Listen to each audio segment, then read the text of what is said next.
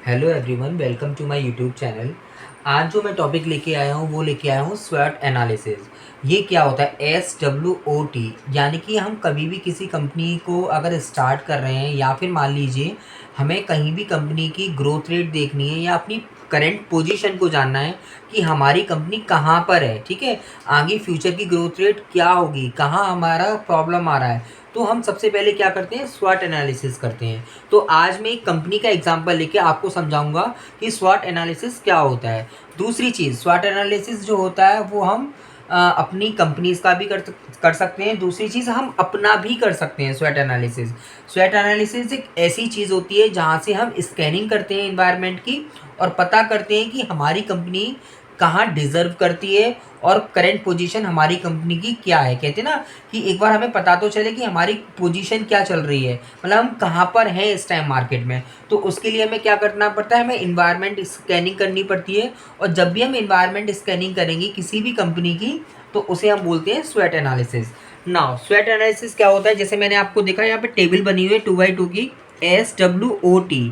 तो S माने होता है स्ट्रेंथ, W माने होता है वीकनेस, O माने होता है अपॉर्चुनिटी और T माने होता है थ्रेट्स। माय डियर फ्रेंड्स, जो स्ट्रेंथ और अपॉर्चुनिटी होती है ये क्या है? एक पॉजिटिव वर्ड है ना? आपको वर्ड से ही पता चल रहा होगा। स्ट्रेंथ माने हमारी ताकत, अपॉर्चुनिटी यानी कि जो हमें अवसर मिलता है वो, ठीक है, ये हमारी पॉजिटिव पॉइंट है। नाउ वीकनेस हमारी कुछ कमियाँ, थ्रेट्स जो हमें बाहर से किसी चीज़ का डर रहता है, वो हमारे नेगेटिव पॉइंट्स होते हैं। नाउ अगर मैं बात करूं आपसे कि स्ट्रेंथ और वीकनेस, तो ये मेरे इंटरनल फैक्टर होते हैं। और OOT that means opportunity and threats, ये मेरे एक्सटर्नल फैक्टर होते हैं जो मुझे बाहर से मिलते हैं।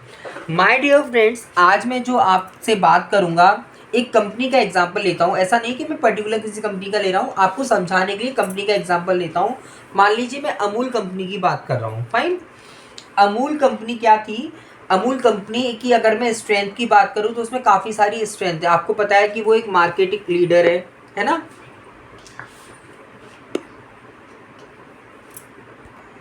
सो स्ट्रेंथ क्या होता है? जैसे मैं अमूल की बात कर रहा हूँ स्ट्रेंथ के लिए, तो स्ट्रेंथ क्या होता है? आप किस चीज़ में एक्सपर्ट हैं वो आपकी स्ट्रेंथ हो जाती है। जैसे अमूल की अगर मैं बात करूँ तो अमूल क्या है? अमूल क्वालिटी है ना? क्वालिटी के मामले में बहुत एक्सपर्ट है वो, ठीक है। अगर मैं बात करूँ कि अमूल में क्या है, एक ह्यूज ग्रोथ है ना? या फिर दूसरी मैं बात करूँ तो ब्रांड रिकॉल है। काफ़ी सारे ब्रांड ऐसे होते हैं जो अपने आप में तो बहुत अच्छे होते हैं, मगर आप देख रहे हैं अमूल को अगर मैं बोलूँ तो अमूल का ब्रांड बार बार रिकॉल हो रहा है ना? Just because of the customer, उसके कस्टमर्स ही इतने, उसकी डिमांड ही इतनी है। तो ये सारी उस अमूल की क्या है? स्ट्रेंथ है कि वो उसकी ह्यूज ग्रोथ, उसकी क्वालिटी, ये सारी चीज़ें क्या है? उसकी स्ट्रेंथ है। अगर मैं बात करूँ उसकी वीकनेस की, आप टेबल पे देखिए, अगर मैं उसकी वीकनेस की बात करूँ तो उसमें क्या है? उसका जो ऑपरेशन कॉस्ट है ना अमूल का, वो बहुत ज़्यादा हाई है। वो उसका क्या है? इंटरनल फैक्टर है, बाहर से तो नहीं है ना कोई ऐसा फैक्टर, वो उसका इंटरनल फैक्टर है। तो उनकी जो प्लांट है, प्लांट का जो चार्ज है, या उनका जो उन्हें उस प्लांट को सेटअप करने के लिए जो एरिया चाहिए उसका जो कॉस्ट आ रहा है, या प्लांट की जो कॉस्ट आ रही है, उनका जो सेटअप का कॉस्ट है, वो बहुत ज़्यादा है। दैट मीन्स ओवरऑल हम क्या बात कर रहे हैं? उनकी जो ऑपरेशन कॉस्ट है वो बहुत ज़्यादा ही है। दूसरी चीज़, उनके जो प्रोडक्ट्स हैं, जैसे कि आपको मिल्क वगैरह का पता होगा, चीज़ वगैरह का पता होगा, मगर जो उनके और भी प्रोडक्ट्स हैं, चॉकलेट्स वगैरह, वो इतना मार्केट में दम नहीं रखते हैं। तो वो कहीं ना कहीं उनकी क्या है? वीकनेस है। क्योंकि अगर मैं इंटरनल फैक्टर्स की बात करूँ तो इंटरनल फैक्टर्स हमारी कौन से होते हैं? कस्टमर, प्रोडक्ट एंड एम्प्लॉय, ये हमारे इंटरनल फैक्टर होते हैं। अगर मैं एक्सटर्नल फैक्टर्स की बात करूँ तो वो कौन से होते हैं?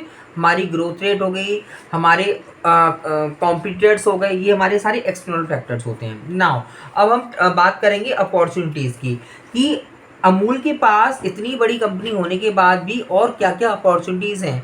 तो माय डियर फ्रेंड्स, अगर वो मिल्क की जो सप्लाई है ना वो और बढ़ा दे, क्योंकि उसका जो कंजप्शन रेट अगर मैं बोलूँ तो 1/3 से ज़्यादा भी ऑल ओवर इंडिया को उसने अमूल ने घेर रखा है ना? अपने उसके जो कस्टमर्स है, अगर वो और कंजप्शन अपना बढ़ा दे, यानी कि और जो है, अगर वो अपनी प्रोडक्ट की जो प्रोडक्शन है अगर वो बढ़ा देता है, तो उसके लिए कस्टमर्स बैठे हैं तैयार उसे लेने के लिए। मगर उसमें क्या है कि उनका प्रोडक्शन इतना नहीं है, इसलिए वो अगर वो बढ़ा देगा तो इनके लिए क्या है? अपॉर्चुनिटी मिल रही है ना? बाहर से अगर वो चाहे तो उसे टैप कर सकता है उस अपॉर्चुनिटी को, क्योंकि उनके पास ये अपॉर्चुनिटी है। सो ये क्या हुआ उनका अपॉर्चुनिटी। दूसरा चीज़, अगर वो चाहे कि अपने प्रोडक्ट्स को इंटरनेशनल मार्केट भी कर सकता है, उनके पास ये भी एक अपॉर्चुनिटी है। अगर अमूल चाहे तो उनका प्रोडक्ट जैसे इंडिया में इतना बिक रहा है, बाहर भी बिकेगा, ठीक है। दूसरी चीज़, अगर वो चाहे कि कुछ ऐसे कैंपेन्स स्टार्ट कर सकता है, कुछ ऐसे एडवर्टीजमेंट कर सकता है जिनसे जो उनकी सब प्रोडक्ट्स हैं ना, जैसे आपके मान लीजिए आइसक्रीम हो गया, चॉकलेट हो गया, या चीज़ वगैरह हो गया। जो अगर मैं चॉकलेट वगैरह की, टॉफ़ी वगैरह की बात करूँ अमूल की, वो इतनी पॉपुलर नहीं है, बट अगर वो एडवर्टीजमेंट करेगा, कैंपेन चलाएगा, तो फॉर श्योर इस चीज़ की भी वो अपॉर्चुनिटी को ग्रैब कर सकता है मार्केट में। नाउ अगर अब हम बात करेंगे थ्रेड्स की। थ्रेड्स क्या होती हैं कि जो बाहर से हमें मिलती है, जैसे कॉम्पिटिटर्स हो गए हम, है ना। अगर सेम सेटअप लगा रहे हैं, कम कॉस्ट है, या मान लीजिए ऑटोमेशन लगा रहे हैं जो अमूल के पास नहीं है, तो वो देखिए थ्रेड सबके पास होती हैं। दूसरी चीज़ क्या होती है कि कस्टमर सेटिस्फेक्शन, कस्टमर्स का आप तुरंत रिप्लाई नहीं कर रहे हो, कस्टमर अटेंशन आप कम दे रहे हो। तो अमूल का क्या है, आपको पता है बहुत बड़ी कंपनी है, मगर कितनी भी बड़ी कंपनी हो, आपको कस्टमर को पूरा अटेंशन देना चाहिए। तो वो कहीं ना कहीं उसमें वेरी कर जाते हैं, तो उनके लिए वो क्या हो गया, उनके लिए वो थ्रेड हो गया। दूसरी चीज़ अटेंशन मैंने आपको बता ही दिया। और दूसरी चीज़ हो गया कि उनके जो और भी सारे जो प्रोडक्ट्स हैं जो और कंपनीज बना रही हैं, जैसे आप मदर डेयरी ले लो, है ना। अगर अमूल की मैं बात करूँ कंपेयर में, मदर डेयरी ले लो, उनकी जो आइसक्रीम वगैरह हैं, या और भी सारी कंपनीज हैं जो उनकी चॉकलेट्स वगैरह हैं जिनका बहुत पॉपुलर है अपार्ट फ्रॉम अमूल, है ना। तो ये उनके लिए क्या है, थ्रेड्स है कि कोई भी आएगा, कोई भी नया बंदा आया, या मान लो कोई और कॉम्पिटिटर्स है, जैसे मैं मदर डेयरी की आपसे बात कर रहा हूँ, उन्होंने क्या करा, अपने प्रोडक्ट्स में या एडवर्टीजमेंट करा, कंपेन करा, या कुछ भी किया, हो सकता है उनका प्रोडक्ट और ज़्यादा इन्हांस हो जाए, है ना। तो ये अमूल के लिए ये सारी चीज़ें क्या है, थ्रेड्स हैं। हमें जो चीज़ें ध्यान रखनी है किसी भी कंपनी को स्वेट एनालिसिस करने के लिए, या अपना खुद का स्वेट एनालिसिस करने के लिए, तो हमारी स्ट्रेंथ होती है हमारी ताकत, दैट मीन्स हम किस में एक्सपर्ट हैं।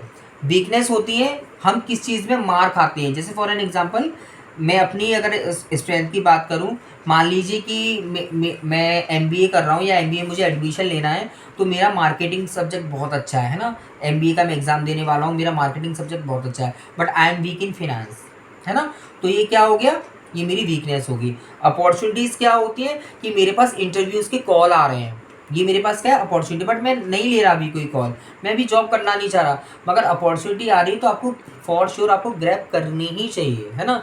थ्रेड्स क्या हो गए कि वो कॉल मैंने छोड़ा, वो मेरे फ्रेंड्स ने ले लिया, ये थ्रेड्स है जो मेरे हाथ में नहीं था, है ना। और internal factor, I repeat again, internal factors आपके कौन से होते हैं, प्रोडक्ट, एम्प्लॉय, राइट, या और ये आपके इंटरनल फैक्टर्स होते हैं। एक्सटर्नल फैक्टर्स आपके कौन से होते हैं, आपके कॉम्पिटिटर्स हो गए, आपकी जो बाहर से प्रेशर डाला, आपका environment, yes for sure, environment भी, क्योंकि मौसम जब चेंज होता है ना, वो आपके हाथ में नहीं होता, वो भी आपका एक एक्सटर्नल फैक्टर होता है।